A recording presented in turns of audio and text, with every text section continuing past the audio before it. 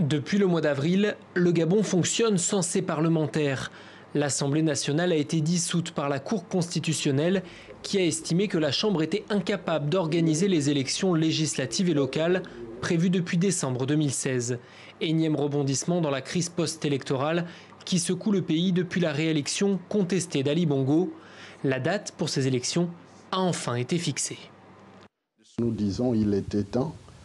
Cela fait plus d'1 an et demi, pratiquement 2 ans, que ces élections auraient dû avoir lieu dans la foulée des élections présidentielles qui se sont passées, comme vous le savez, avec des événements douloureux, avec une fraude massive de la part du pouvoir.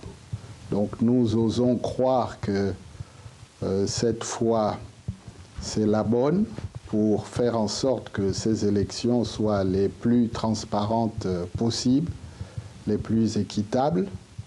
Depuis 2 ans, le Gabon s'est enfoncé dans une grave crise économique. Pour faire des économies, les élections législatives et locales vont être regroupées. Du côté de la majorité présidentielle, on se félicite. Nous nous réjouissons de savoir enfin où nous allons. Parce qu'il faut bien le dire, jusqu'à présent, tous les partis politiques, en tout cas pour ce qui concerne le mien, c'était une question qui se posait avec récurrence. Et nous nous réjouissons désormais de savoir que nos candidats, nos militants peuvent se mobiliser désormais en sachant très bien que tel jour, nous irons voter.